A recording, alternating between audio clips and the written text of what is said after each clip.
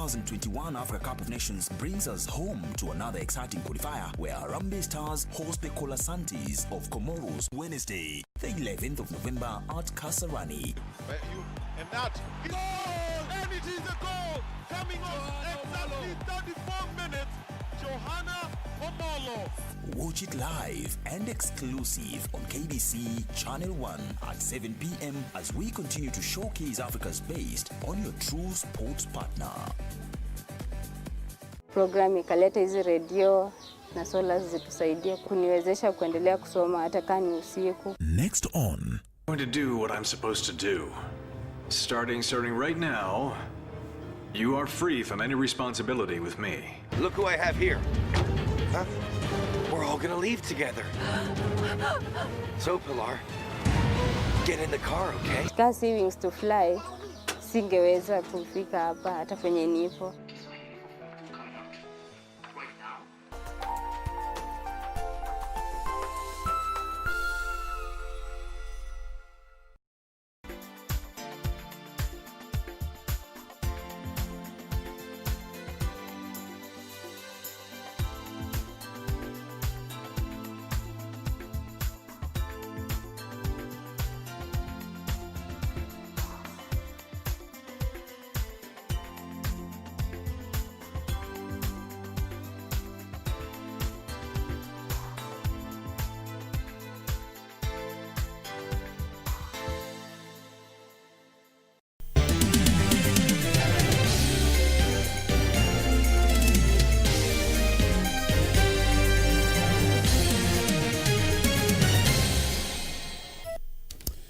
It has been a night of the long knives and long waits, each camp accusing the other of fraud.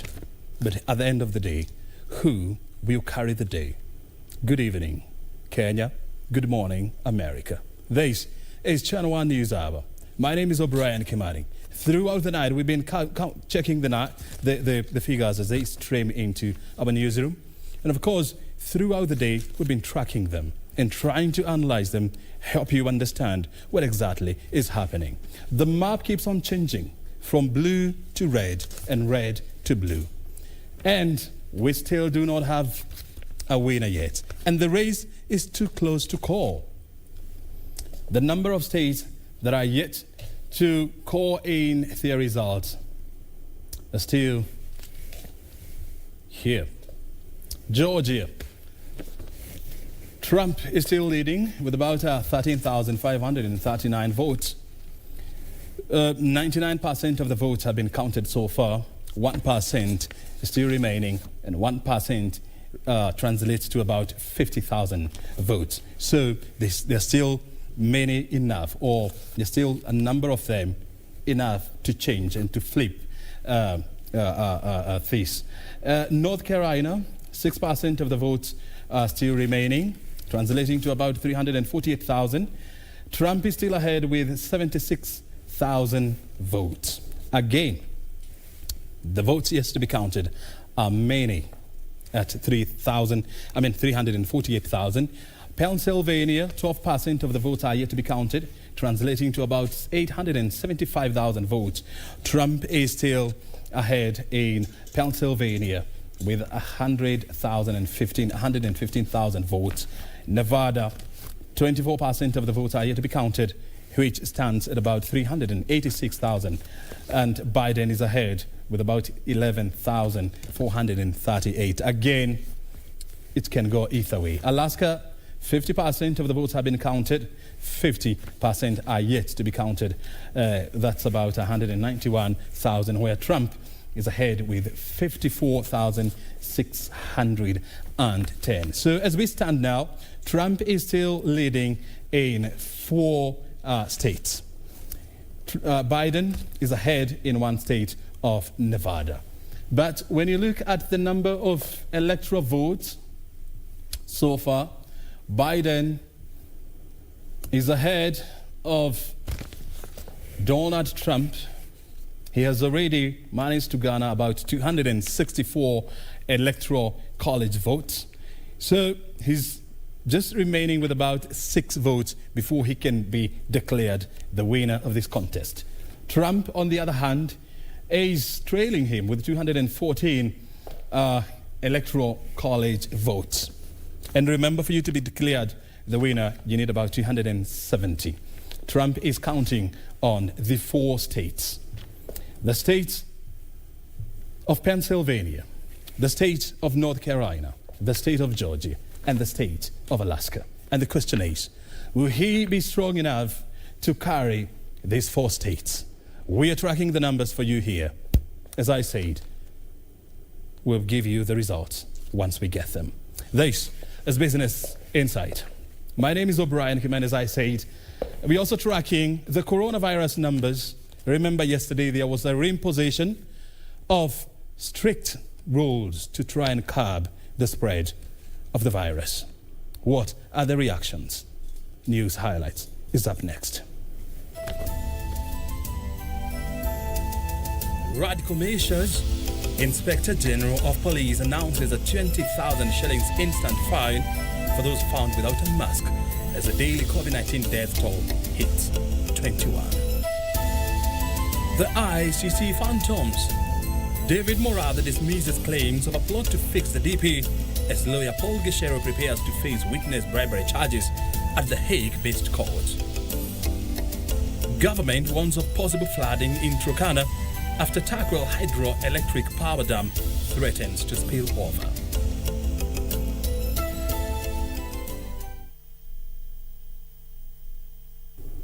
At Obrien Kimani is my Twitter handle at KBC Channel 1. Welcome to the program. Inspector General of Police Hilary Mutyambai has warned Kenyans that they risk an instant fine of 20,000 shillings if found flouting COVID-19 guidelines.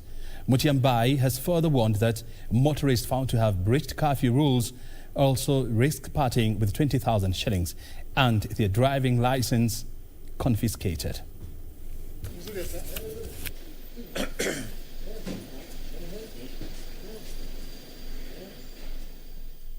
The government has hit the ground running in efforts to ensure Kenyans religiously obey the revised COVID-19 containment measures. Inspector General of Police Hilary Mutyambai says those found flouting the measures will be fined heavily. I would like to desist from arresting people this time. I direct officers to ensure those who are violating these directives and guidelines, if our public transport service vehicles, I will work with the NTSA to ensure their license are cancelled. If they are private vehicles, we'll deal with them accordingly, that those vehicles will not be operating. I'm not going this time to waste a lot of time to take people to court. We'll cancel their license of operations. Meanwhile, Nakuru Deputy Governor Eric Korir says 68 students and 5 teachers from Bahati Girls Secondary School have tested positive for COVID-19. The Deputy Governor said one student who developed complications is currently admitted at the Nakuru Level 5 Teaching and Referral Hospital. But we want to urge each and every one of us to continue observing all the MOH guidelines, so that we avoid the problems that we have. The new case is coming even as Education Cabinet Secretary George Magoha said the government remains committed to creating safe learning environments. Magoha said the government is expediting the Desks for Schools project to facilitate social distancing in learning institutions. Now that the government has pronounced itself on the opening of the rest of the schools, I want to urge the teachers, the stakeholders, the boards of management, and any other benefactors that we should continue to prepare the schools towards the opening around the 3rd of January. Meanwhile, a section of Muslim leaders is calling on Mombasa residents to take cognizance of the dangers of COVID-19 disease. The clerics warned that continued disobedience of COVID-19 containment measures risks plunging the county's health sector into a crisis. Kwa hivyo naanza na viongozi. Kisha tukirudi chini pia we have to assume personal responsibility. Uhakikishe umeweza kuchukua zile tahadhari zinazostahiki katika kulinda jamii. Tumeambiwa nidhamu, lazima tuwe na nidhamu kama society. Kurudia masharti yale ambayo yamewekwa lazima tuashike, tubadilishe zile tabia zetu. Beatrice Gatonyengetich, Channel 1 News. Kenya has recorded one of the highest number of COVID-19 fatalities after 21 people succumbed to the virus barely hours after the government tightened restrictions in the wake of a spike in the cases. Additionally, 1,008 people have tested positive for the virus from a sample size of 6,038 people. The disturbing statistics coming as a section of Kenyans in Nairobi appear to have thrown caution to the wind despite the start of the No Mask, No Service campaign announced by President Uhuru Kenyatta yesterday. Nancy Okware with the grim numbers. Barely hours after President Uhuru Kenyatta announced new restrictions to battle COVID-19 and announced a campaign aimed at encouraging wearing of masks, we visited the streets of Nairobi to assess the level of compliance. This was the situation at the Machakos Country Bus in Nairobi County. Passengers boarded the buses, some of them donning masks and others not appearing to care. In this particular bus, several passengers have masks. However, the masks are not covering their mouths, exposing them to danger. Social distance na kila mtu anakaa kiti yake mpaka kwa daktari. Ukiingia lazima upimwe. Kila mtu avae mask. Hakuna mtu anaingia kwa gari akiwa na mask. However, owing to the negative effects of COVID-19 on the economy, Kenyans have divergent views on the No Mask, No Service campaign. Hata hapa vile tunakaa customer kikama hapa, hakuna kuhudumia kwa sababu hatujui pali ametoka na hii mzigo. Lakini hizi mavazi tunavaa kwa sababu ya kalau, mostly kalau. Lakini hatuwezi kosa kumhudumia juu tunamtegemea yeye. Ukimwambia rudi, hata rudi tena. Na hatuwezi riskio. Pale siwezi sema ni kose kumuuzia mpaka nimhudumie, lakini namwambia kesho ajaribu kufuata sheria, lakini siwezi washa kosa kumuuzia. Others expressing fear of harassment by law enforcers. Nimejua saa zingine inaweza patikana mahali lingine uko tu peke yako kusema kweli. Hata unavyo ndiko nakula mahindi tu hivi unapata unashikwa na askari. Na huwezi kula mahindi kama umefunika hata mdomo yako. Polisi wasitumie nguvu kulazimisha watu kuvaa mask. Kwa sababu kuna mtu hata hiyo 20 bob ya kununua mask ana. Another spot check at the Muthura open air market reveals a citizenry that has thrown all the caution in the air. Some traders here yet to be convinced of the existence of COVID-19 in the country 8 months after the outbreak. It is, however, clear that even as the government insists on adherence to the protocols in place by the citizens, recent flouting of guidelines by a number of leaders had angered many. Na tunaomba hata wale wako kwa serikali wakienda hata hii mikutano at least hata wao wajaribu kufuata hii sheria ndio hii ngojo ishe. And as they play hide and seek with authorities, the number of COVID-19 cases continue to rise, with the latest figures indicating a rise in fatalities to 1,072 after 21 people died. 1,008 others have tested positive from 6,038 samples tested, pushing the total to 59,595. Additionally, 802 patients were discharged, with 62 patients currently under the intensive care unit, 87 on supplementary oxygen, and 13 are in the high dependency unit.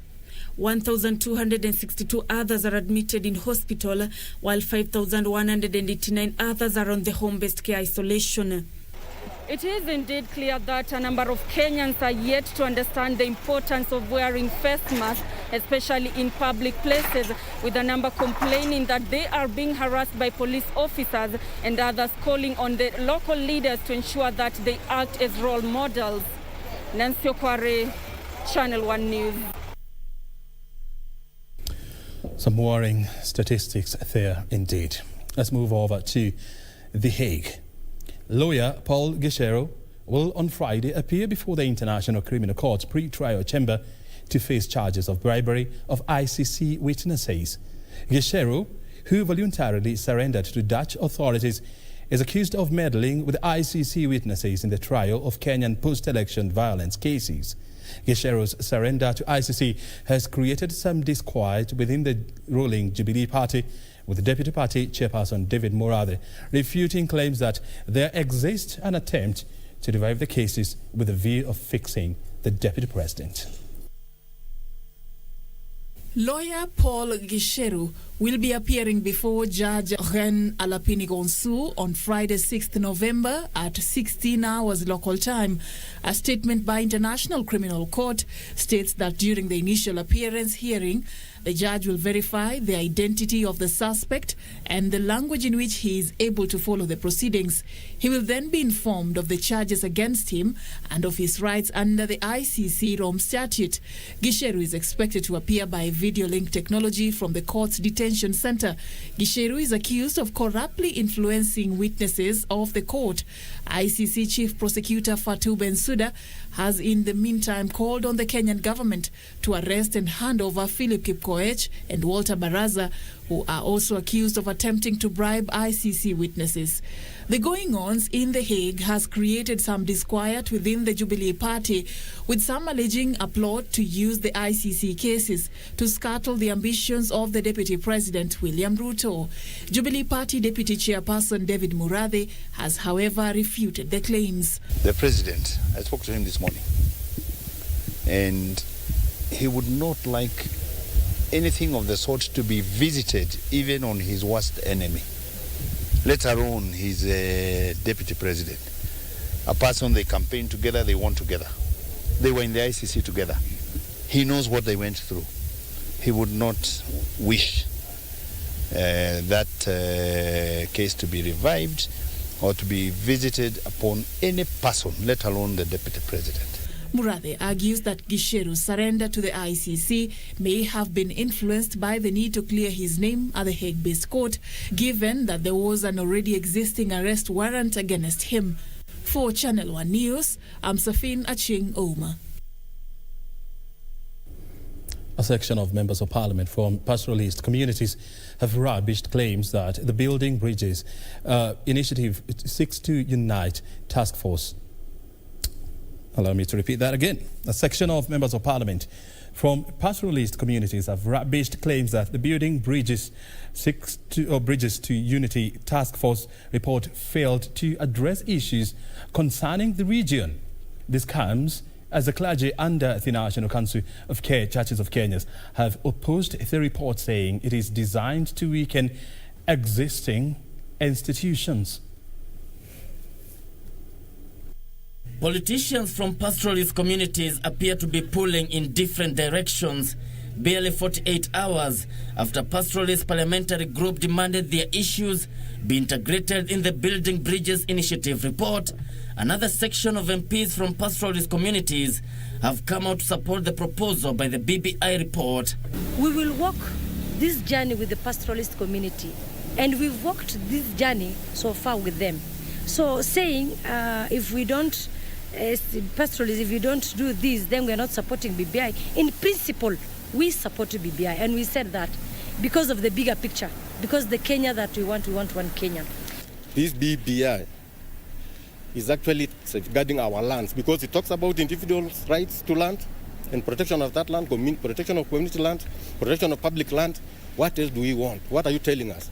That does not benefit us? What I can just say is very simple. This is pure, as my colleague says, pure incitement.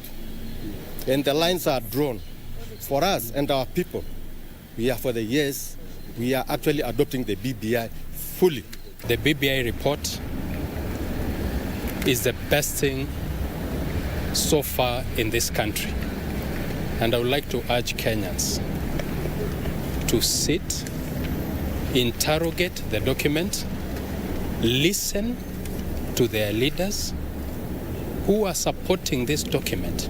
Led by Senate Majority Leader Samuel Pogisio, the MPs argue the proposals contained in the report will benefit all Kenyans, including pastoralist communities. They faulted their counterparts of alleged dishonest in their quest for political mileage. We want to ask them to leave our people alone. Go and do your political engagements in your own political parties and elsewhere. Leave our people alone.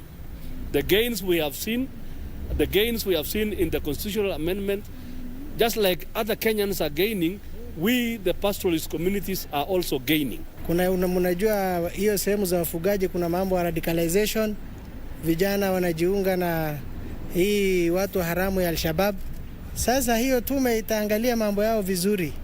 Kwa hivyo sisi tunaiunga mkono, lakini sasa tukiona wengine wamejitokeza wakisema kwamba hapa kuna banwa hapa na pale, nafikiri masuala mengine yale wanaongea hayastahili kuwa katika katiba. Masuala mengine yanastahili kuwa kwa sheria, ambao sisi jamii ya wafugaji tunatakana sasa tuonane, tuweze kuongea na kujipanga, ile masuala yataletwa bungeni tuweze kuyapiga msasa vizuri, tuyashughulikie ndani ya bunge, lakini haiwezi kushughulikiwa kwa katiba.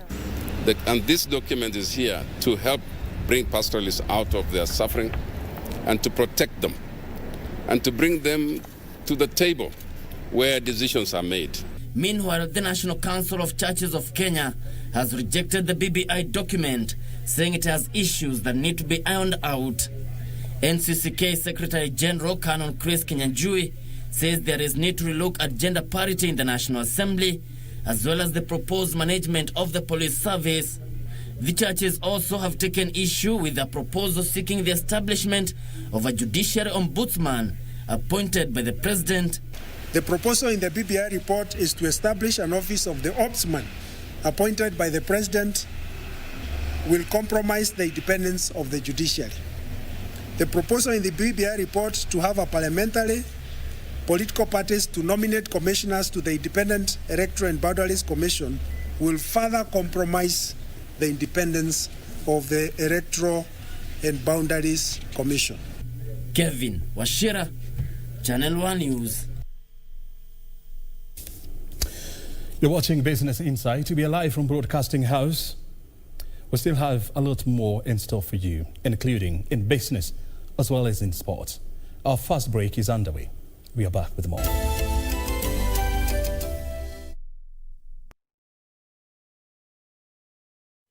My primary school life was difficult, but my mom struggled and I managed to finish the class age 2016.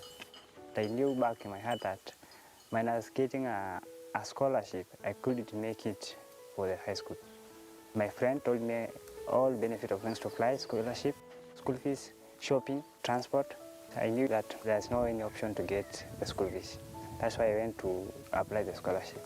My mom was called back and told that I didn't got the scholarship. I knew it that my dreams would come to pass. 2020, when the coronavirus pandemic came, I was very, very worried about my KCC, but Wings to Fly gave us light system and the radio that we will continue lessons with it. Now I can read at night and wake up very early in the morning, like 4, to go through my books. Before I got the scholarship, it was like darkness was before me. But when I got the Wings to Fly scholarship, light has come to my life, and I am sure that by God's grace, I will go to the best university in this world, which is Oxford, to partake medicine and surgery, and I can see my future being very, very good. When the world changed, it made us go back to the simple joys and love the little things even more, like serving up your best, eating together, and sharing more. Now, we'll take nothing for granted and always remember to taste the simple joys.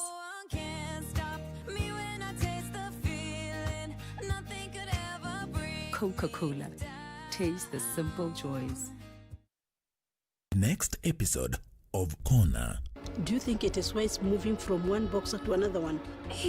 Nataka ukweli mjulikane. What do you say? Mtoto wangu ananitafuta.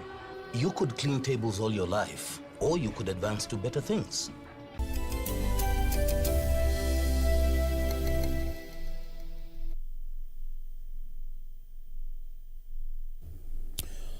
Welcome back. U.S. President Donald Trump has mounted a legal challenge in key states of Wisconsin, Georgia, Pennsylvania, and Michigan, alleging electoral irregularities.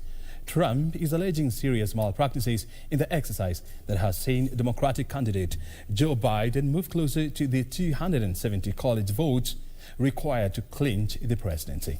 This comes amid pockets of protest demanding the counting of each vote. With the U.S. election down to the wire as vote counting in battleground states continue, the Trump campaign threatened legal action as they sought to shift battle for the White House from the ballot box to the courts. The Trump campaign now seeking vote recount in Wisconsin as well as vote counting halted in key states of Pennsylvania, Georgia and Michigan.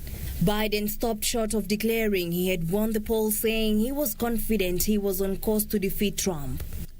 And now, after a long night of counting, it's clear that we're winning enough states to reach 270 electoral votes needed to win the presidency. I'm not here to declare that we've won, but I am here to report that when the count is finished, we believe we will be the winners. As ballot tabulation in the battleground states continued, there has been growing protest over the conduct of the historic poll. In Portland, Oregon, the National Guard were activated after an anti-Trump protest calling for every vote to be counted turned violent. Meanwhile, in Minneapolis, police made arrests after about 200 demonstrators blocked a main road. Similar protests were also reported in New York, Philadelphia, and Chicago. In Detroit, pro-Trump supporters gathered outside a vote count center demanding that vote counting be stopped.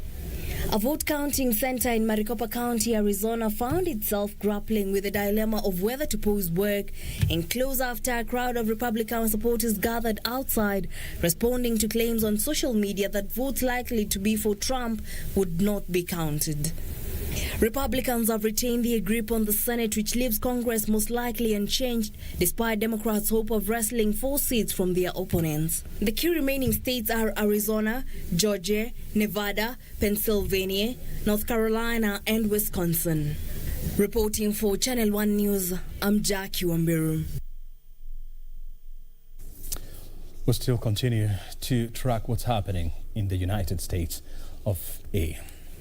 Tanzania's President John Pombe Magufuli has been sworn into office for another 5-year term after beating his main challenger Tundu Lissu with 84% of the votes cast. He vowed to serve the country diligently without fear or favor. Magufuli pointed out the election was over and the country should focus on development. The swearing-in ceremony comes even as Lissu described his re-election as a sham. This was the mood at Dodoma Jamhuri Stadium.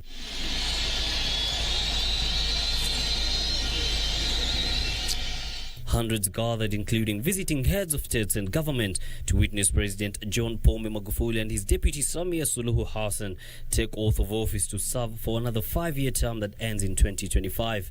Mimi John Pombe Joseph Magufuli naapa kwamba nitatenda kazi zangu za uraisi wa Jamhuri ya Muungano wa Tanzania.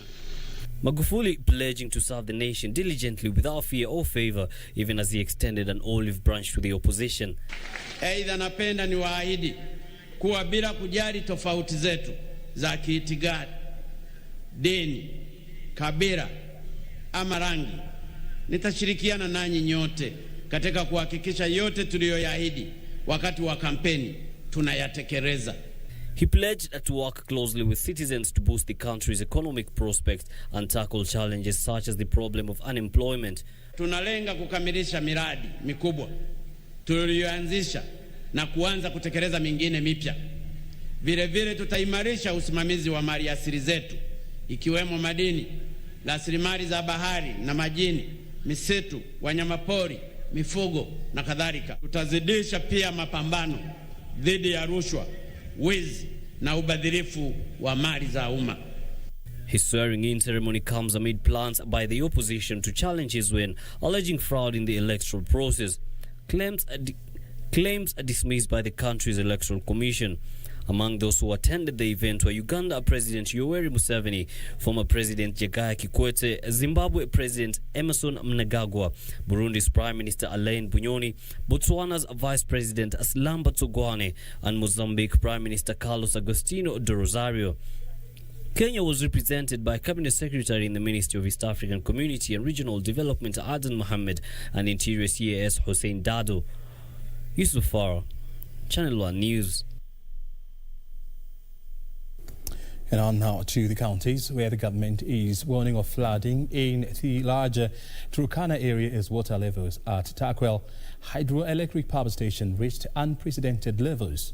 Elsewhere, striking health workers under the national government have called for the inclusion of a health service commission in the BBI report, saying this will resolve labour disputes among health workers conclusively.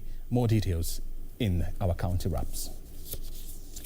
The government has warned of looming floods in Turkana County due to an unexpected spillover at the Takwel Hydroelectric Power Station.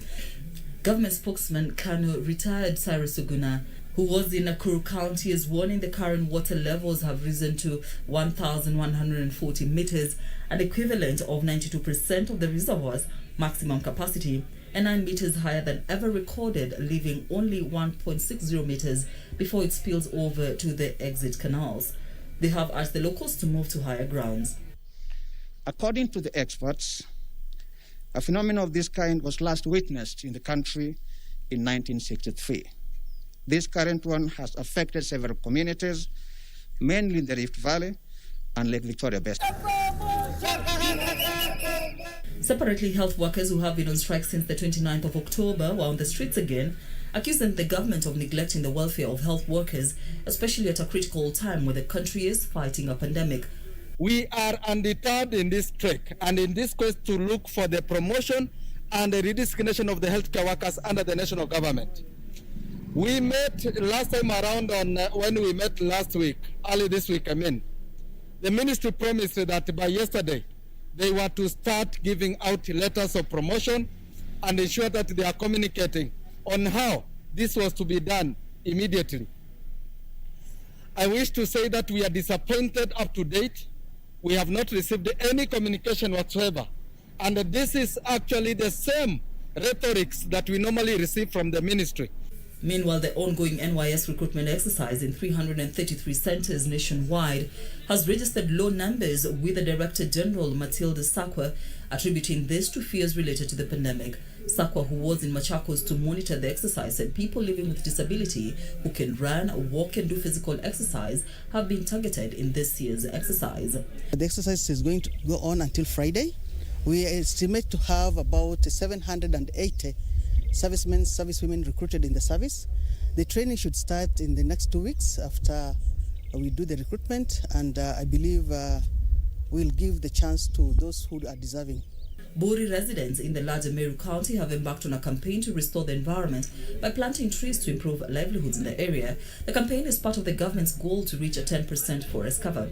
If you do this without tukifanya hivyo, tukiendelea hivyo bila kurudisha pahali mambo ilikuwa, this will become a desert. Rejesha is ni tunafanya kazi na community. Tumeona tukifanya na community ni kufanya kazi kutoka chini kwenda juu.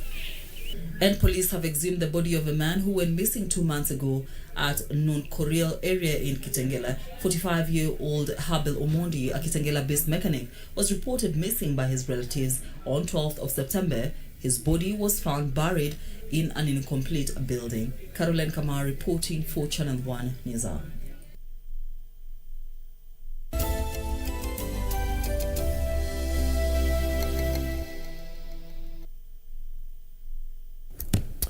It's time for business now, where the Kenya Revenue Authority is banking on the alternative dispute resolution mechanism to fast-track tax refunds.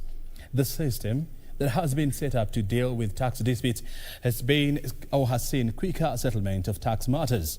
The authority has been battling a mountain of tax refunds running into billions of shillings, which has exacerbated cash flow problems in many businesses. Following a Gazette notice dated September 25th by the National Treasury Cabinet Secretary Ukur Yatani, the Kenya Revenue Authority got the go-ahead to roll out systems that will enable it to net the much-needed revenues from the digital marketplace from January 1st, 2021. The Digital Marketplace Supply Regulations 2020 is a boost to the taxman, who now says will increase supplementary tools that will enable it streamline revenue collection. KRA has continued to simplify its services through technological platforms like introduction of M-Service app, iTax, and ICMS. A section of taxpayers, especially startups, have raised concern over the implementation of the digital service tax, but KRA says their concerns have been addressed. As a revenue agency focused on facilitating taxpayers to grow business, we assure startups of our support to comply with the regulations of DST. Speaking during the final day of the 6th Annual Tax Summit, Trade CS Betty Maina added that the government will empower traders and small businesses to help them comply with such taxes. We can harness these technologies not just for production alone, but also for trade and clearly for revenue mobilization. Under the new tax law, companies that offer digital services in the country will be required to register for a value-added tax or appoint a tax representative before being allowed to offer services. Alan Aoko, Channel 1 Business. Well, the COVID-19 pandemic disruptions have created demand for personal safety equipment, a niche that NYS Textile and Government Making Technology Institute has exploited, having distributed over 1.7 million masks. Public Service and Gender Chief Administrative Secretary Rachel Shibesh says the institute has a huge potential in tackling youth unemployment, leveraging on the growing demand for locally manufactured garments. The textile and apparels industry has historically been the pioneer industry that drives industrialization across the globe, owing to its ability to spur socio-economic development and industrialization. Venye niliambiwa na rafiki kwa NYS wanachukua watu, nikakuja nikafanya interview, na interview nilipewa nguo full nikashona, nikapita, so nikachukuliwa kwa line. Na kwa line nilianza na preparation ya flaps. Flaps ni yenye inafunika pocket. Nilimaliza shule ya upili Wenamo mwaka 2018. Nilikuwa niko mtaani baada ya kumaliza elimu yangu ya upili. Nikasikia kukiadvertisewa kuwa kuna recruitment ya NYS, na nilikuwa interested sana kujoin NYS kwa sababu niliishi nikitamani kujoin NYS kwa sababu ya vitu za NYS zenye nilikuwa nikiziona zikiendelea. Nilikuwa natamani pia mimi siku moja nikiwe mmoja wao. With the coronavirus pandemic having exposed the country's high dependency on imports, the local textile industry has reinvented itself to tap growing demand for a variety of products. 90% of our casuals are ex-servicemen and servicewomen. Since we could not be able to hire them permanently, we take them as casuals. Then we have 250 casuals. And we have some students who are on attachment, our own students who are on attachment. The facility is operating full-time, so we'll need them throughout. Yes, because if we're not stitching the police uniform, we are stitching our uniform. Or we are stitching the KDF. At least every time there's a client. Right now I'm doing fashion design at NYS Textile and Garment Technology Institute. I'm a student in Module 2. I have 1 year to go. And right now I'm in my attachment. For that period I've been in NYS, the skills that I have, right now I'm capable to operate various machines which are here. The skills that I have, I'm capable to cut various garments and even also not to cut and stitch them as a whole apparel. Following the directive to have the National Youth Service produce and customize uniform for the disciplined forces, the textile unit has taken up mass production of PPEs, which has paid off. We are stitching uniforms for the disciplined forces, something that was never heard of, and yet here we are. And so we have re-engineered the money that used to go out to suppliers to go and buy things in China. It is now owned by NYS. Fabric is from Kenya, the buttons, everything we are doing here is locally made. These young people, most of them, I think almost 95% of them, went through NYS. So these are people we have trained and now brought back to give them a sense of livelihood. We are very proud also because during the corona, we probably are doing the biggest uptake on masks. And the masks at NYS are also reusable, but they're also 3-ply, meaning they're up to the grade that the government has recommended. So far, we have distributed 1.7 million masks through our textile industry, and we continue to do the same. The reinvention of the NYS Textile and Garment Making Technology Institute lies at a good position to turn the waves into energy that will propel the country's manufacturing agenda. Let me say, for women out there, they should believe in themselves.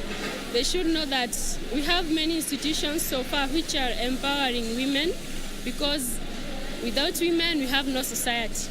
Regina Manyara reporting for Channel 1 Business Insight. Public Transport Circle Metro Trans has received 45 new buses from Isuzu East Africa with financing from Cooperative Bank in form of lease worth 225 million shillings. The circle says the addition of vehicles will enable it to respond to increased demand on existing routes. The Cooperative Bank of Kenya sealed a joint venture deal with leading leasing company Super Group of South Africa that the lender was banking on to tap the growing local leasing business.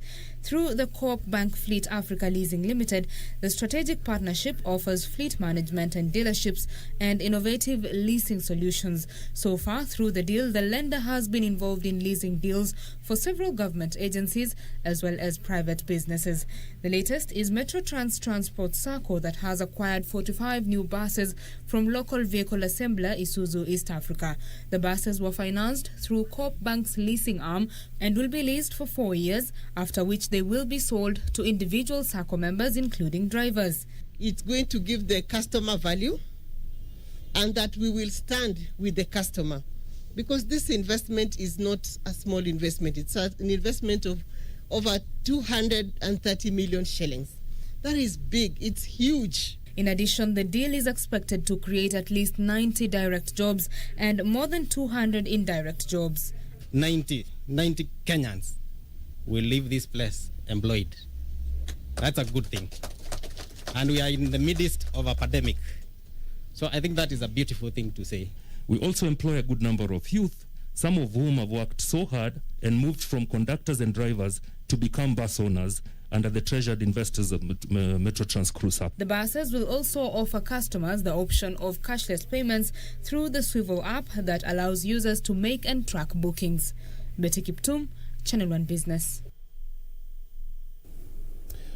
Tonight on Magical Scenes, Irene Muchuma highlights tourist sites along the seasonal Ewaso Nyiro River in Samburu County. This is a place where visitors are treated to sounds of nature, sight, and the magical savanna bush along Kenya's second largest river.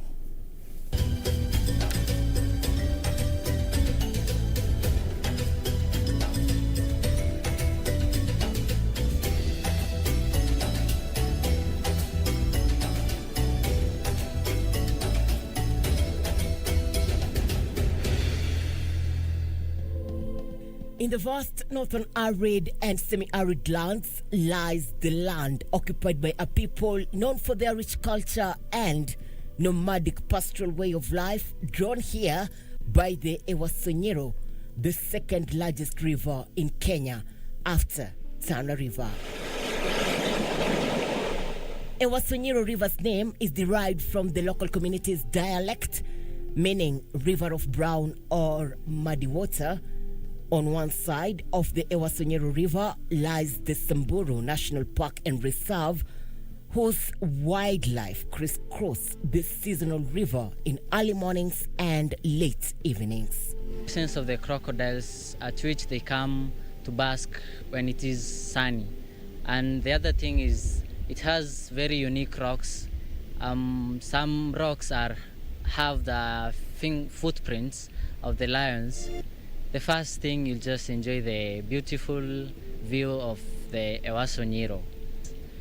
Kitu ingine pia ni the breeze. You see in Achas Post, the sun is so much hot. At least you'll have that opportunity kukaa in a good breeze. At least you'll have a peaceful time. Here, the weather is hot and dry during the day and cool in the nights. There are over 450 recorded bird species in the Samburu National Reserve. The destination is famed for its abundance in rare northern specialist species, among them the reticulated giraffes, gravy zebras, Somali ostriches, and Besa oryx. I heard about Ewaso Nyiro. This is a nice place, so I had to visit. Anytime I come to Kenya, Ewaso Nyiro is a place to be. And after a thrilling game viewing, none would beat the magical comfort of a sundowner, the blend of blissful rocks and the setting of the African sun makes wild luxury a wondrous reality. Nimetembea hapa, nimeona Usamburu kuna mambo mingi sana. Venye hatukuagi tunajua. Tumefurahia mambo ya kupiga picha. Actually hiyo ni mahali ya ukiwa na occasion ama ukiwa na marafiki, hiyo ni mahali ya kutembea. Irene Mchuma Odim, medical science in the county of Samburu.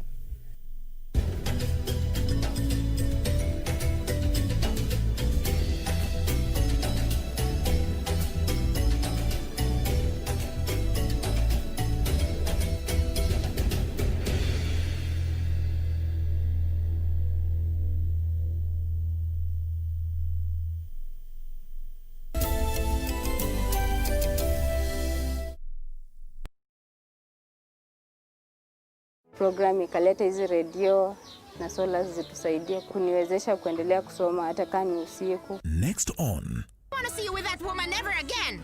Always loved you truly, but you've never wanted to see that, baby. It's for me. Ramon.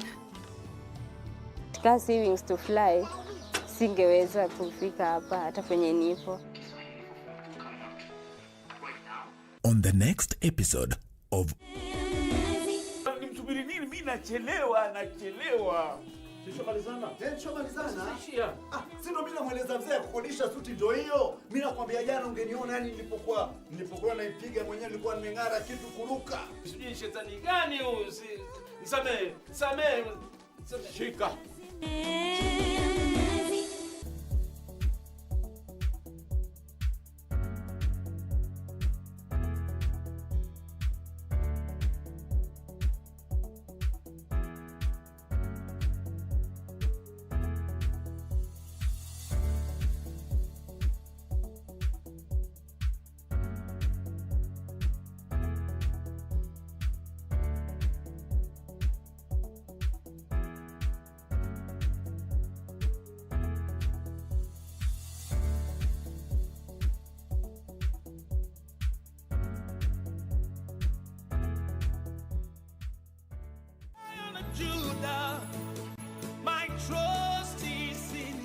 Jumapili hii kwenye runinga ya KBC, ungana naye Askofu Michael Wanderi wa kanisa la Christian Foundation Fellowship Kiambu kuanzia saa 1 hadi saa 2 asubuhi. Ningetaka nikwambie, our Jehovah God, because the Bible says he is the same yesterday, today and forevermore. He is able to take you to a place of abundance. He is able to take you to Rehoboth in the name of Jesus Christ. Kipindi ni neno la neema, ukiletewa naye Askofu Michael Wanderi wa kanisa la Christian Foundation Fellowship Kiambu.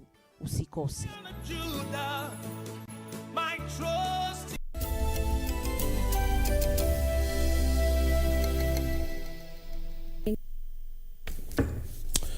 Welcome back. Kenyans working and living abroad believe their involvement in Kenya's affairs remains largely untapped in spite of having a great potential to spur economic and social development. Earlier today, Regina Manyara talked to Isaac Mutemi, who is the economic strategist for the Kenya Diaspora Alliance, on how Kenyans in the diaspora can be involved more here in Kenya. This is how the conversation went. We're going to be focusing at the potential that diaspora investments had and have had during this COVID-19 pandemic. Joining me this evening in studio is Engineer Isaac Mutemi, who is a civil engineer with 4 years experience in public policy. Good evening and thank you for your time, sir. Thank you. Now, when you talk about COVID-19 disruptions as such and looking at the potential that diaspora investments had, from where you sit, what has been the impact? So thank you for that question. And I would say the first thing that you'll realize if you take some time and look at the data, we have data now available from the central bank, looking at the diaspora remittances up to September 2020, the sum of the 12 months preceding that up to September 2020, compared with the same period in 2019. And you realize that it's actually gone up. The amounts that Kenyans in the diaspora are sending back home has gone up by about $200 million, which translates to 20 billion Kenya shillings. So it's actually been positive. We're seeing more people from the diaspora sending more money back home, perhaps with the reality that they know that their members back at home, the family members back at home are now facing severe risks because we know the economic scenario and the health scenario back at home. So yeah, so I'd say that has been one of the positive success stories with regards to how the diaspora community has responded to the COVID-19 crisis back Do you home. think this is going to last for the long haul? So there are two issues here. So one is that we do not have reason to think it will not. And this is based on the evidence we have going back 10 years or more, when we have been observing the remittances and the amounts of remittances being sent by Kenyans in diaspora. So it's consistently been going up. And that's why I'm saying that there's no reason to doubt this. And the literature also, if you now take it to the academic route, it's always pointed out that remittances are sort of counter-cyclical to the normal investment routes, where you have the official development assistance or the foreign direct investments. And these are channels that sort of dry up when the developing country actually needs the money more. But the diaspora remittances actually increases whenever there's a crisis back at home. So that's the first part.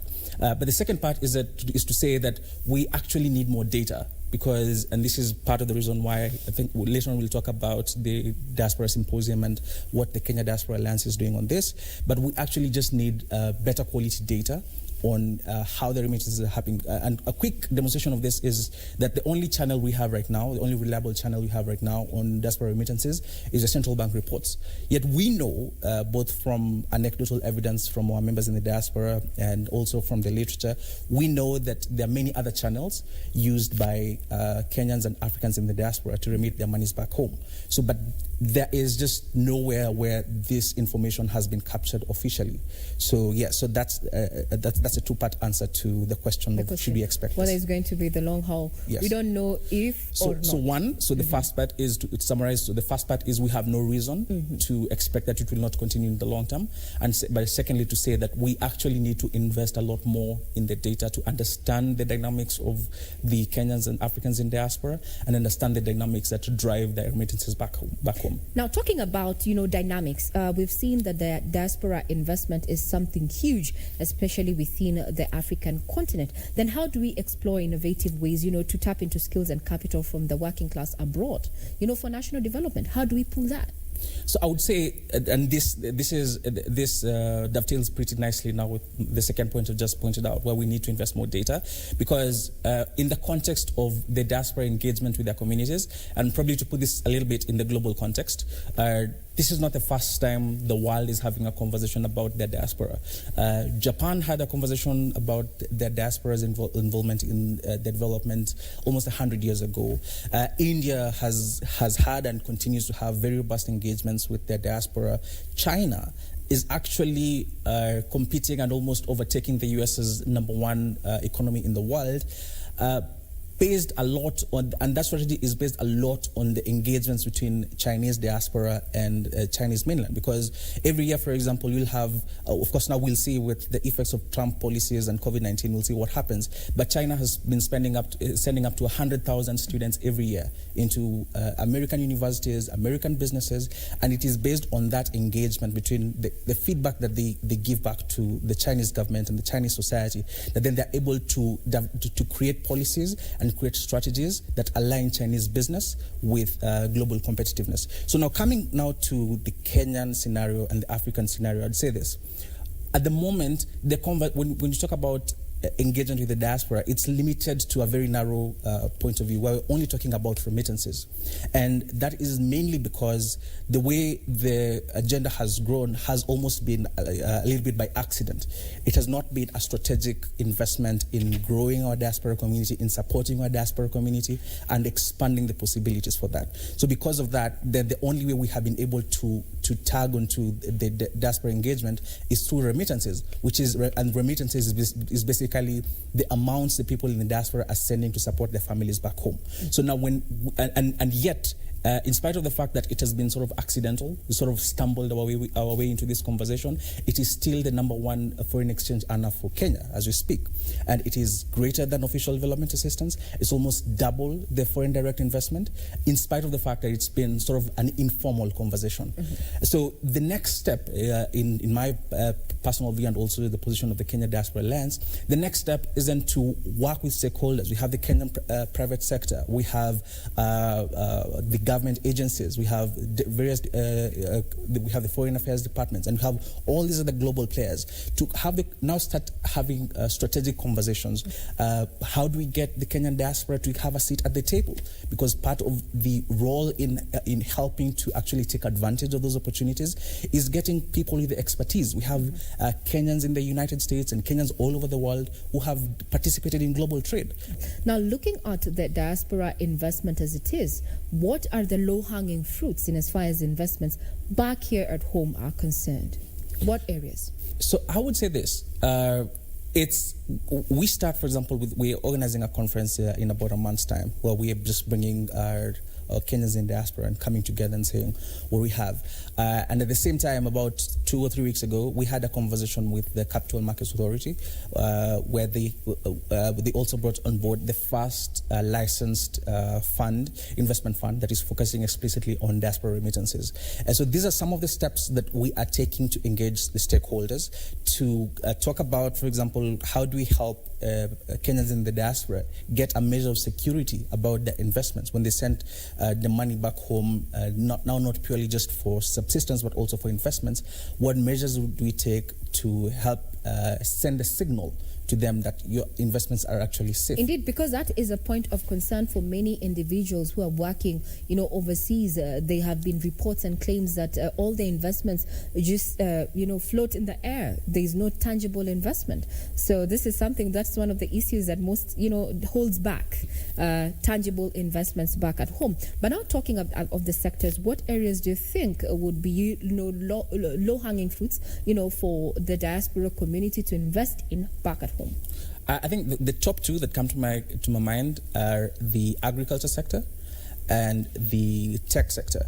So, and I'll give my reasons for both of them. So the agriculture sector obviously is because it is the one activity that we are heavily involved in as a society. So all around Kenya, wherever you go, you'll find Kenyans involved, whether informally or formally, in the agriculture sector.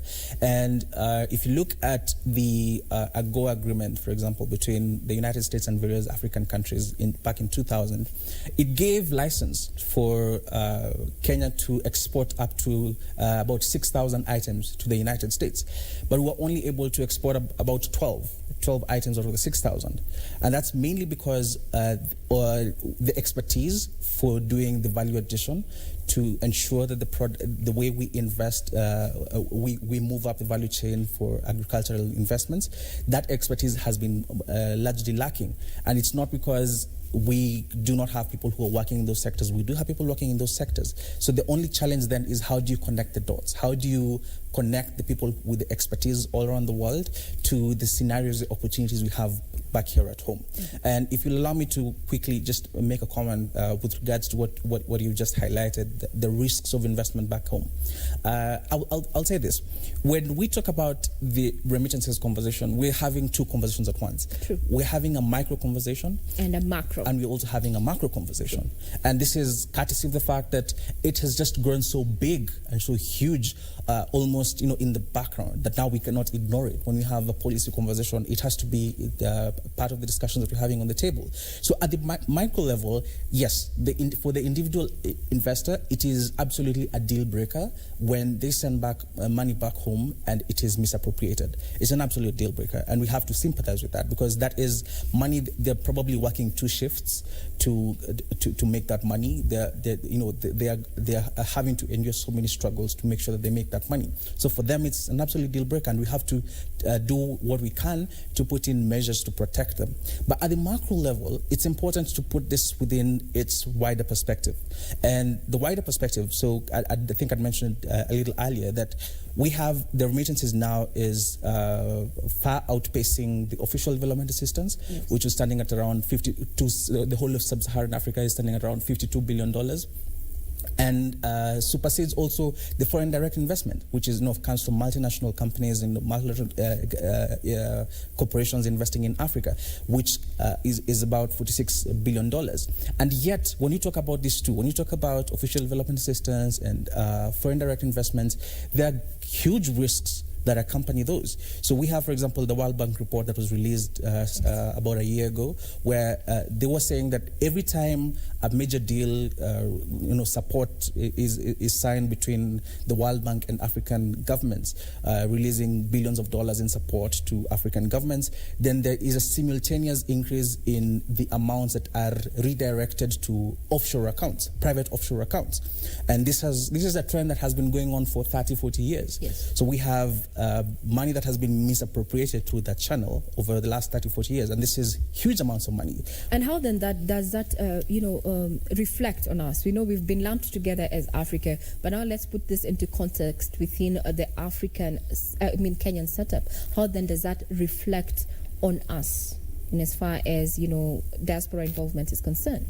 So I'll say this, because there isn't much that the average Kenyan can do to influence the conversation between the World Bank and the government, for example. There isn't much that we can do, a man on the street can do to say, okay, stop redirecting funds to offshore accounts. So that is beyond the purview of the average Kenyan. Yes. But what is in the control of the average Kenyan, and the reason why I just put the diaspora remittances conversion within its wider context is just to sort of temper the disappointment, because at the private level, there can be huge disappointments when money is being misappropriated. Yes. But when you put it within the larger context, then you get some perspective. Yeah. But that is not to say that we should then allow remittances to be misappropriated or support the misappropriation of remittances because, after all, this is happening in the World Bank. No, that is not to say that. It's actually to point out the opportunities that we have with regards to the remittances conversation, because the remittances conversation has only gotten the radar of many thinkers and public policy practitioners within the last decade. And yet, within that space, it has steadily proven itself to be stable, to be increasing, to be demanding the attention that it needs to be receiving. Mm-hmm. So I think in that context now, I think there is a lot more room for us to do a lot more preventive, to put in a lot more preventive measures with regards to how developing countries like Kenya, for example, absorb remittances, rather than compared to what's been happening with the official development assistance and the foreign direct investment. So now that you've put it that way, we've seen the potential and the need to have preventive measures. Now the question then, how do African states especially tackle misinformation, on issued diaspora instruments and also the hurdles therein, and then the likely would be impact if this is corrected? So to put this a little bit into context, I would say first, when we're having a conversation about remittances, within the larger global policy context, I think we're having a conversation focusing on the United Nations Sustainable Development Goals. You're having a conversation about the Addis Ababa Action Agenda of 2015, and you're also having a conversation about the African Union Agenda 2063, and finally, there is the African Continental Free Trade Agreement, which was just signed last year, and a couple of months ago, they opened up their offices in Ghana. And the conversation really that is underpinning a lot of that engagement is how do we enable ordinary African citizens to engage with each other across Africa? Because I'll put this, allow me to just make this comment real quick. The percentage of intra-African trade, where African countries are trading with each other, is about 2%, compared with what you're seeing in Asia. And in Asia, for example, intra-Asian trade is at about 63%, as about 47% in Europe. So that's a larger picture. We are several decades back with regards to how we are engaging as ordinary citizens amongst other Africans and with our governments in Africa. So that's the larger context. But at the same time, what's happening is Kenya is taking a very significant and leading role in helping to sort of broaden this awareness and drive this agenda. In a sense, you could call this the third generation of the Pan-African agenda. Yeah. So we had the first Pan-African agenda with Kwame Nkrumah, and the famous Pan-Africanist that we had almost 60, 70 years ago. And that was primarily driven by the political urgency of kicking out a colonialist. Then we had the second generation, which was coming in as a result of the various struggles that African countries were facing in transitioning from post-colonial entities. And so you have, whether it's Africans going into exile, you had Tanzania, for example, playing a major role in supporting Africans all over the continent to fight apartheid in South Africa and all that engagement. And now we have this conversation on diaspora remittances, which is primarily economic, where we are saying this is actually a real big deal. We are having this issue on the table that we cannot afford to ignore any longer. And how do we participate in this conversation? So I would say there is a lot of room for I'd say we have not even scratched the surface with regards to the potential that to how much further we can take this engagement.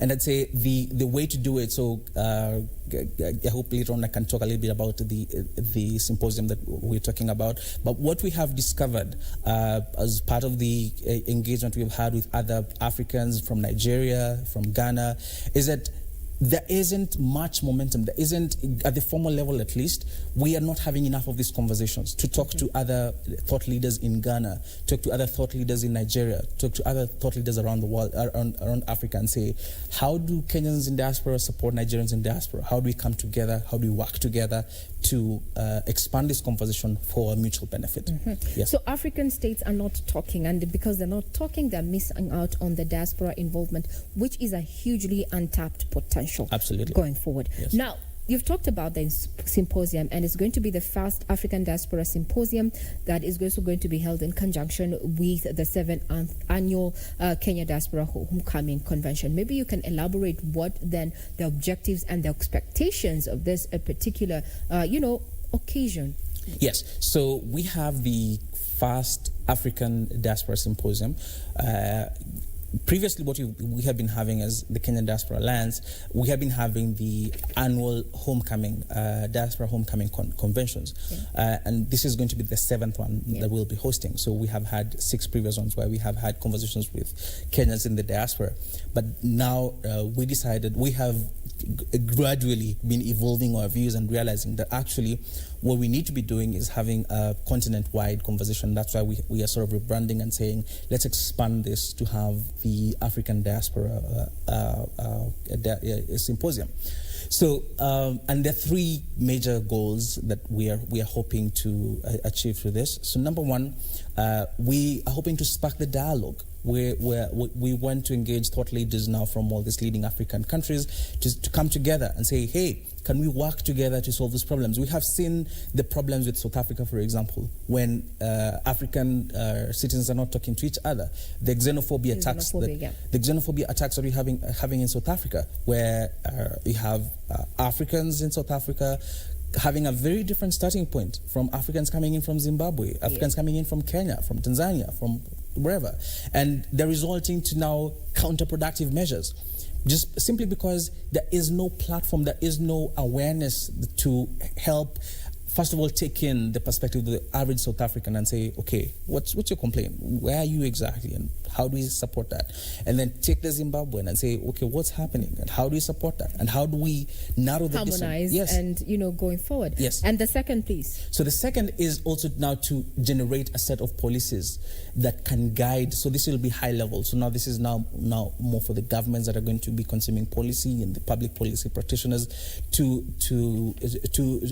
generate now a set of policy subscriptions and possibilities to say, so this is what we're looking at. So we get together all these thinkers and say, so what are the possibilities? What do you suggest should be, what you asked earlier, the low-hanging fruits for different countries. So we have, what is the low-hanging fruit for Kenya? What's the low-hanging fruit for Nigeria? What's the low-hanging fruit for Ghana? And etc. And then the third one is obviously, we're very cognizant that when you're talking about having a conversation on this scale, and especially when you have been united by the remittance conversation, you have to talk about business. You have to say, okay, fine, all this policy stuff is good, all this cultural stuff, helping Africans come together is good, but what is the actual business opportunity? What's your take, and what influence then will this pause have on diaspora investments? Well, that's a tricky one, because the two places, the two things you have to immediately take cognizance of. One is the perceived difficulties, whether perceived or real difficulties, that the previous administration of Donald Trump, we don't know whether he'll be continuing, has had with Africans, the very complicated relationship that has evolved there. So that's on one level, and that's especially because we are coming in from the ground level. We are organizing actually Africans in the diaspora. We're not just having a state conversation. It's not just Kenyan government talking to United States government. As Kenyan Diaspora Alliance, we are actually engaging with the ordinary Kenyan citizens in the United States. So when their liberties are threatened or when their safety is threatened, then we have to take that seriously and say, okay, fine, how do we engage that? So on that level, I think there's a lot of room for improvement. There's a lot of conversation that we need to have to figure out how do we help that. And there's a lot of opportunity, for example, alliance with the Black Lives Matter movement, because if you're black, you're black. It doesn't matter whether you were born in Kirinyaga or Murang'a or Kitui, or you're born in Dallas. So if you're black, you're black. And if black people are being affected somewhere, you will be affected. So that's a conversation on its own trajectory. Yeah. But then the other one is, which is also now significant, because we have, for example, the free trade agreement that Kenya is discussing with the United States. So, and you have a lot of other broader policy goals to be pursued. I think it's whoever wins, there's going to be Trump. At least one good thing that Donald Trump has done by putting the focus on the free trade agreement is that whoever wins will be faced with the need to take it a step higher and say, fine. So we have had this conversation start on how does the United States engage Africa. So how do you take that step and not to the next level? Yeah. Now, in closing, tell us where this symposium is going to be taking place. So it's going to be held from the 8th to the 10th of December, so that's just next month. And it's going to be at the Ole Sereni Hotel. So we invite everybody, just local, and it's going to be a hybrid. So we're going to have a physical part where we have delegates meeting at the Ole Sereni every day between from the 8th to the 10th, and we also have an online component. So we will have various Africans in the diaspora joining from all around the world and participating in the platforms. So we welcome everybody to join us, and we look forward to having a fantastic time. Yes. Thank you very much, sir, for your time. Yes. We have been speaking to engineer Isaac Mutemi. They're saying that indeed this symposium is something you need to look forward for, and it's a high time that African states engaged in good conversations around the untapped potential that diaspora involvement is and what it can do to change the dynamics in as far as social and economic developments of African states are concerned. I'm Regina Manyara. You're watching Business Insight on KBC Channel 1.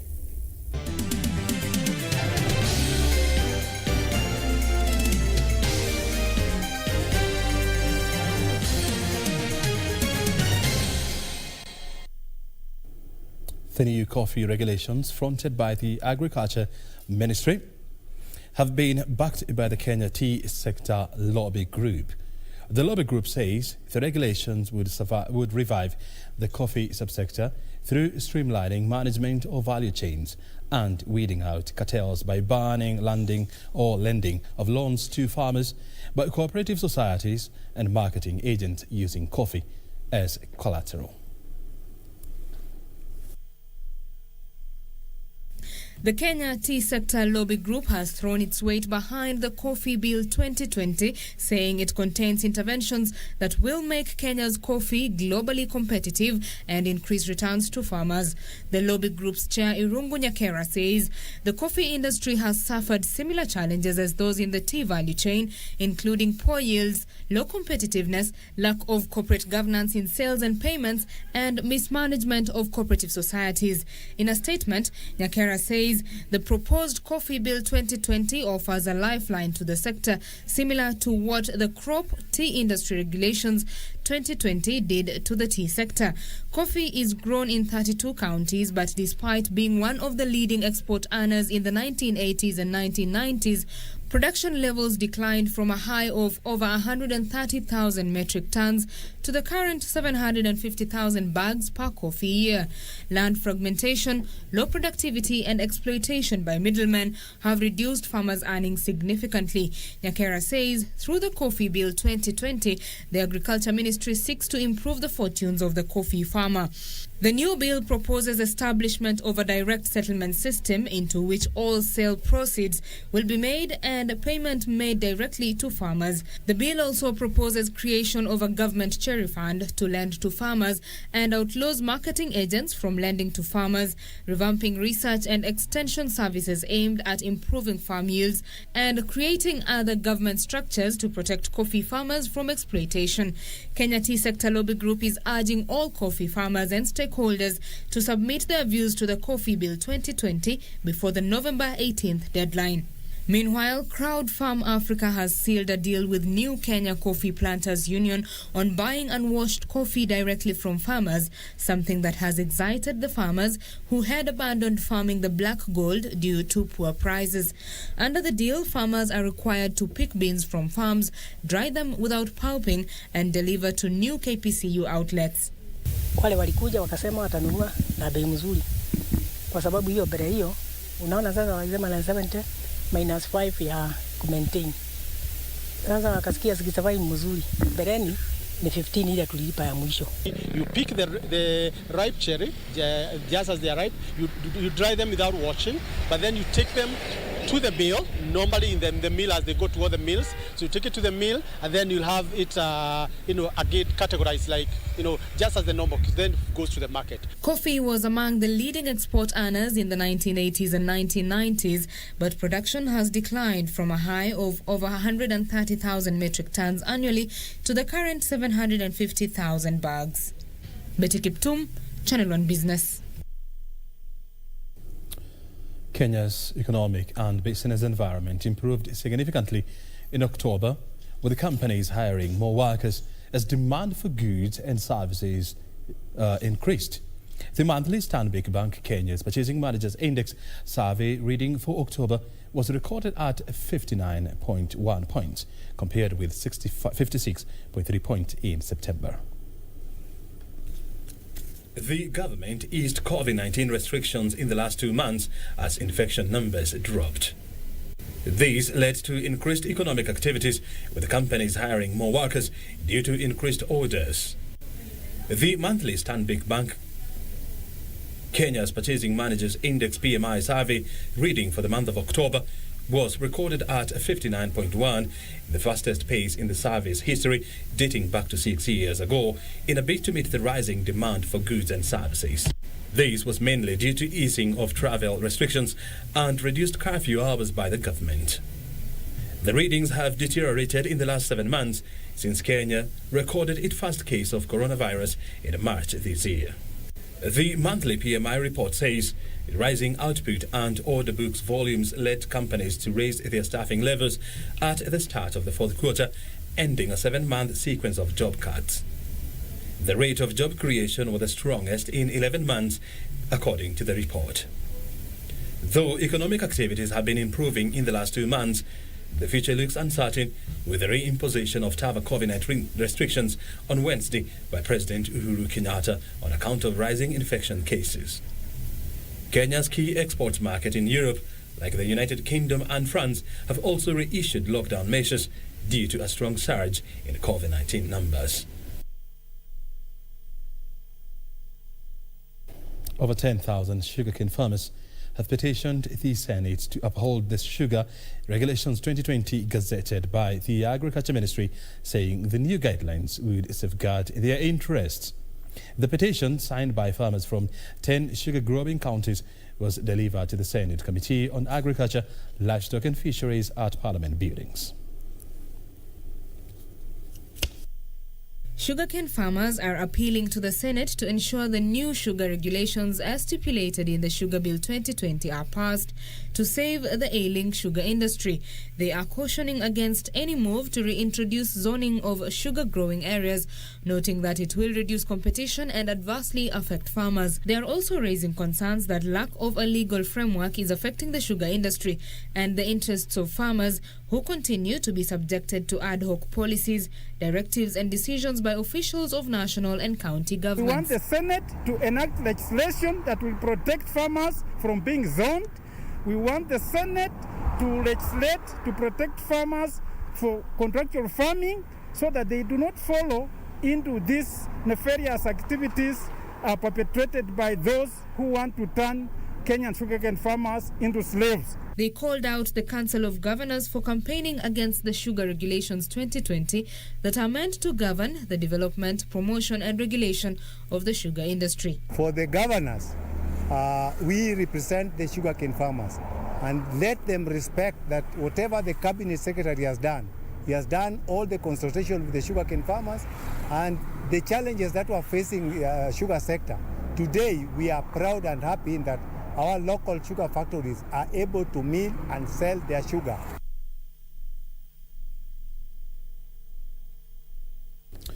A recommendation by the government that cereal flour be blended with sorghum as measures to address food nutrition requirements has pushed up demand for the cereal.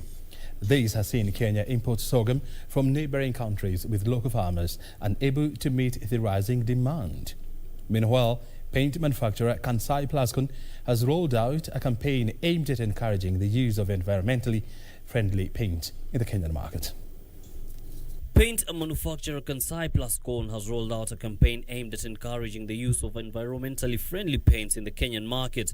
Kansai Plascon Managing Director Jamil Avirji says the exercise that will cost 150 million shillings aims at cushioning Kenyans from the negative economic impact of COVID-19 pandemic by offering cashbacks to customers who use their products. This is going to be one of the biggest promotions ever done in the history of our company and probably in the paint industry. We've set aside a whopping 150 million shillings for this promotion. Meanwhile, the Kenya Agricultural and Livestock Research Organization says the annual sorghum production stands at 206,000 metric tons against a demand of 270,000. The research institution is training farmers in 10 counties, among them West Pokot, Kericho and Baringo, on better ways of producing sorghum. There's a deficit of about 70,000 metric tons, and we expect that gap to grow unless we use modern methods of farming sorghum, unless we use modern varieties that have been developed that are high yielding, unless we reduce post-harvest losses. Finally, Equity Bank has appointed Professor Timothy Waem as a non-executive director. Equity Group Board Chairman Ambassador Erastus Mwenche says Professor Waem brings on board his extensive ICT experience that spans over 30 years in both private and the public sector in Kenya and the African region. Mwenchi says he was delighted to have a highly accomplished executive joining the Kenya board to contribute his expertise in oversight and leadership during this time when businesses have to navigate unprecedented challenges occasioned by the COVID-19 pandemic. To international business news, U.S. stock markets have recorded their biggest post-election leap in decades despite continuing uncertainty over which candidate will win the presidential race. Shares rallied as investors bet the closer-than-expected results reduced the chance of big changes for businesses. Facebook shares rose more than 8%, while several major health insurance firms saw double-digit jumps. The Dow closed up more than 1.3%, while the wider S&P 500 climbed 2.2%.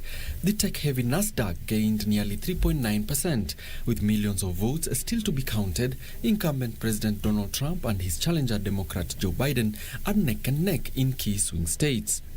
But early predictions of a possible early landslide win for Biden and his party in Congress failed to materialize. The gains in the S&P 500 and the Dow were the biggest for a single day following a presidential election in at least 4 decades. Indexes in Europe closed higher too, climbing back after a sharp fall following incumbent President Donald Trump's premature victory speech. Elsewhere, Indonesia has fallen into its first recession in 22 years as the coronavirus pandemic continues to take its toll.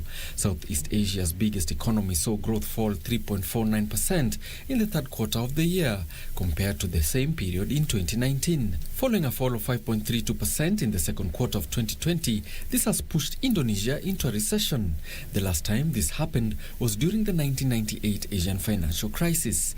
Authorities in Indonesia have predicted that 3.5 million people could lose their jobs due to the coronavirus downturn. Indonesia has the highest infection rate in the region.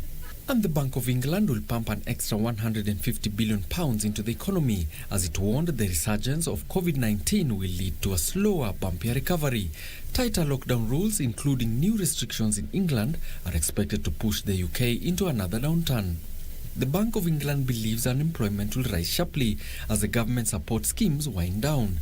Policymakers also kept interest rates on a hold at a record low of 0.1%. The bank expects the UK economy to shrink 2% in the final 3 months of 2020 before bouncing back at the start of 2021. It does not expect the UK economy to get back to its pre-virus size until 2022.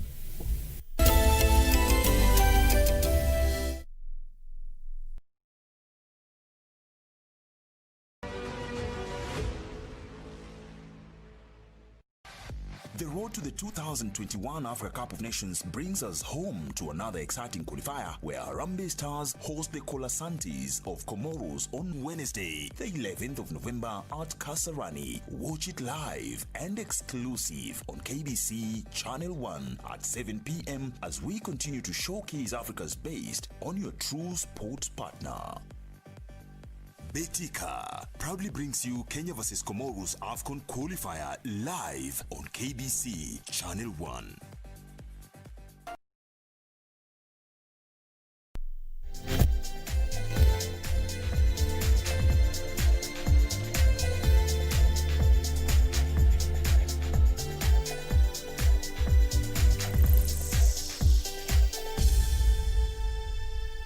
Time now for sports.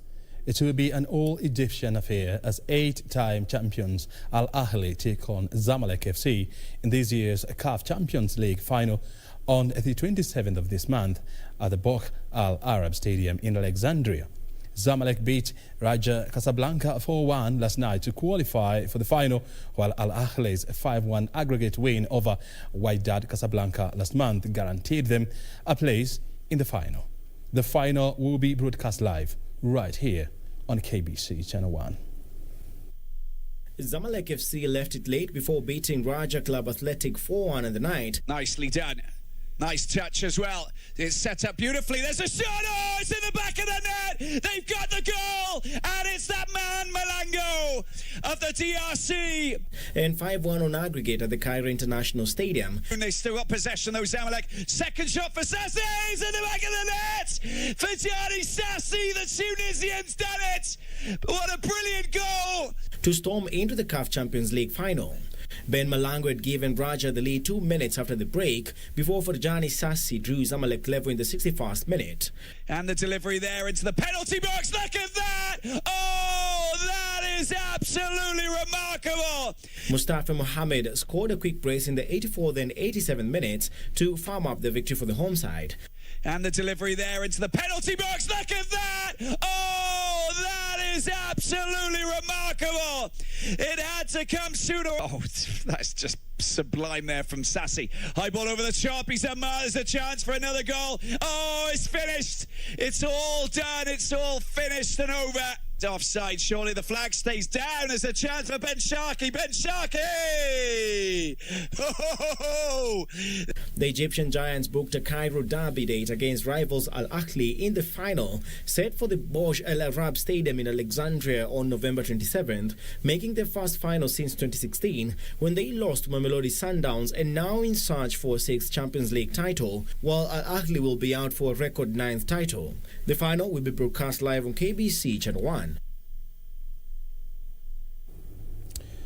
On the international scene, Manchester United manager Ole Gunnar Solskjaer has criticised his side's defence following a disastrous 2-1 defeat away to Turkish side Istanbul Başakşehir in the Champions League, but left off suggestion his job is under threat. Meanwhile, Timo Werner netted twice from the spot as Chelsea thrashed French side Rennes 3-0 at Stamford Bridge. A symbolic post increased their advantage through Edin Veska. That's brilliantly won by Dennis Turek. Anthony Martial's instinctive header pulled one back before the break. Luke Shaw's cross, and the downward header is in. Anthony Martial has pulled one back for Manchester United and put a different complexion on the half-time team talks. But it failed to inspire a second-half comeback with the start. We did everything wrong. The intensity was not good since the beginning of the game. They found the goal early, and after the game was complicated for us. We tried until the end, but the problem was, I think we come later to the game. You don't mind if a team has to work really hard and outplay you, but when you give soft goals away, that's very disappointing because we know how hard it is to create goals yourself and chances. Then again, good response, good goal by Anthony, and then we thought second half we could put more pressure on them, but we didn't create enough. Also, Chelsea made it 3 wins out of 3 matches after thrashing Rennes 3-0 at Stamford Bridge. 2 first-half penalties from German international Timo Werner put the host ahead in the first half. Here he goes, and he lifts this one into the same corner. And it is 2-0, 2 spot kicks. With Tammy Abraham sealing the win in the second half. James. For Abraham, Tammy Abraham is on the spot, and this time they couldn't cut out the cross. And inevitably, really, from that point onwards, the prize of the 3 points go to Frank Lampard and Chelsea. Still on international football, Arsenal manager Mikel Arteta has confirmed that defender David Luiz will return to the squad tonight when the Gunners host Norwegian side Molde in the Europa League at the Emirates Stadium. Luiz has not been in action since picking up an injury in Arsenal's home loss to Leicester City last month. Leicester, meanwhile, host Braga at King Power Stadium. Let's have a look at some of the matches set for tonight in the Europa League.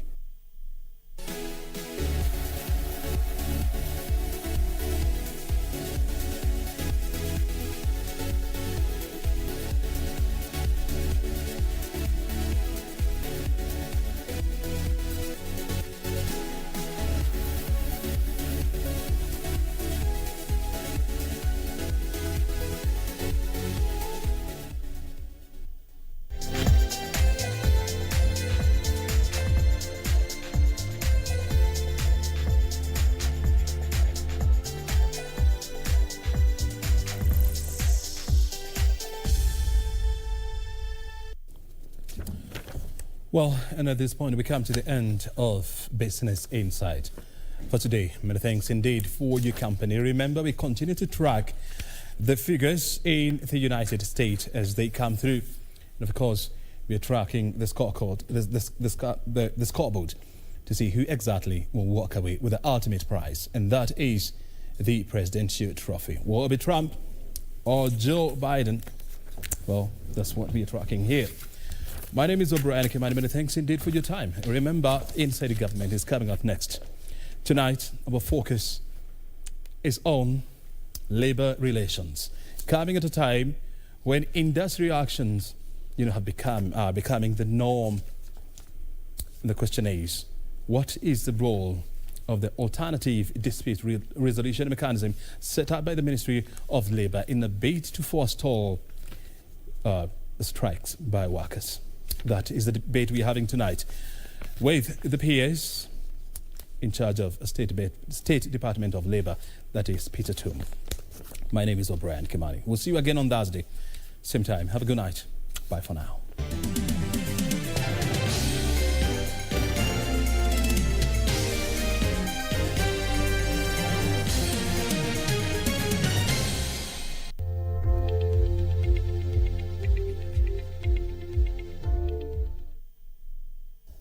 A very good evening to you wherever you're watching us from. Many thanks for keeping it Channel 1. My name is Yusufar. This is your Channel 1 weather updates. Now, tonight, rainfall is expected in areas of the northeastern and highlands covering the east and west of Rift Valley.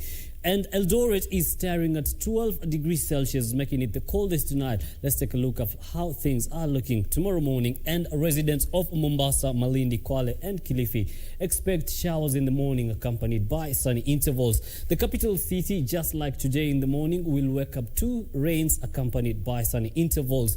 For residents of Lodwar, expect sunny intervals in the morning. Let's take a look at how the afternoon looks. And showers and thunderstorms covering areas of Kisumu, Kitale, Kisii and Kericho and its environs. Showers with sunny intervals continue to dominate the afternoon in Mombasa, Kwale, Kilifi and Lamu. Looking at areas of Mandera, there will be sunny intervals and the temperatures now, Lodwar highs of 35, lows of 24, Marsabit highs of 23, lows of 17, Garissa highs of 31 and lows of 24.